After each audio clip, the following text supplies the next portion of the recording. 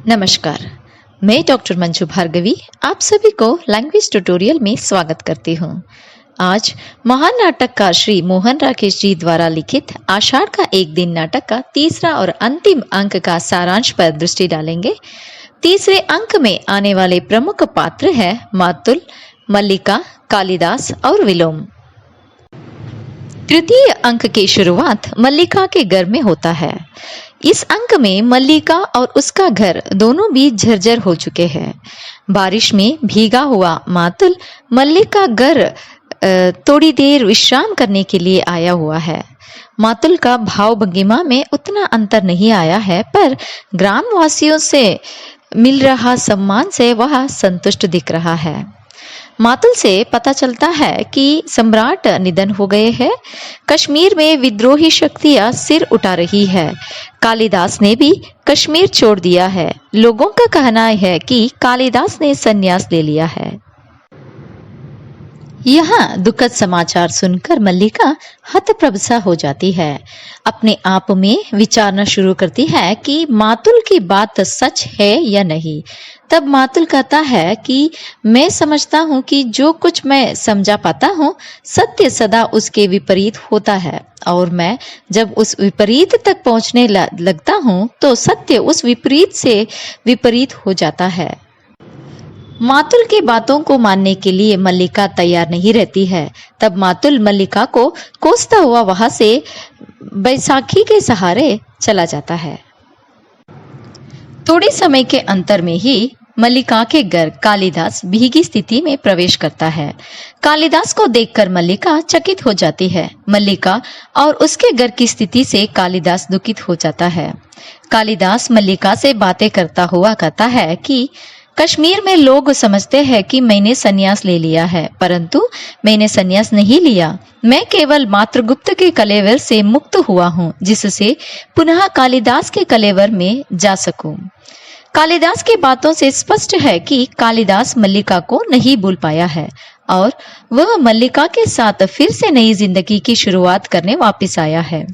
कालिदास मल्लिका से अपना विरह व्यथा को कुछ इस तरह व्यक्त करता है।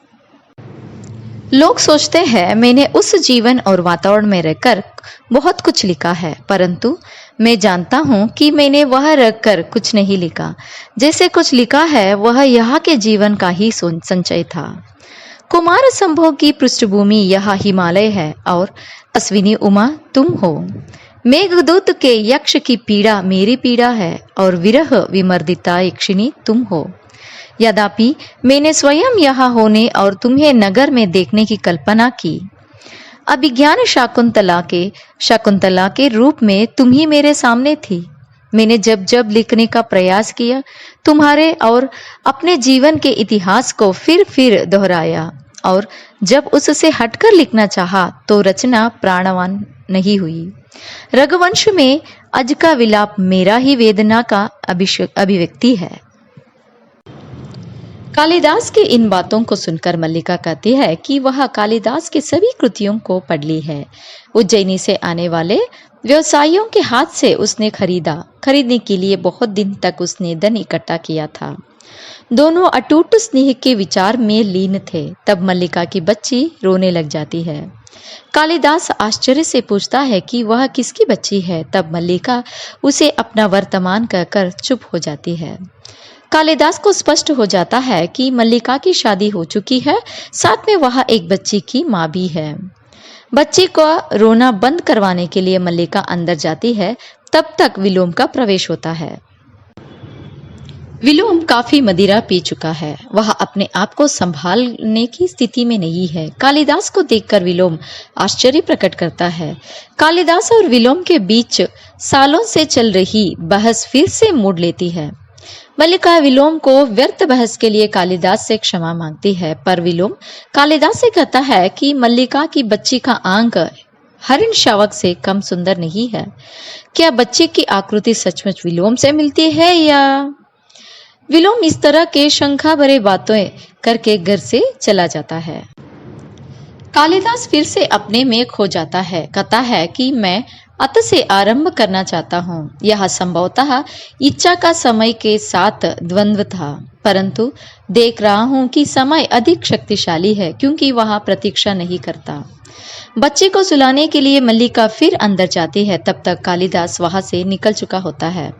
मल्लिका कालिदास को पुकारने लगती है और उसके पीछे जाना चाहती है, पर बच्चे को बाहों में देखकर जैसे वही खड़ी हो जाती है। यहीं पर नाटक की समाप्ति होती है। धन्यवाद।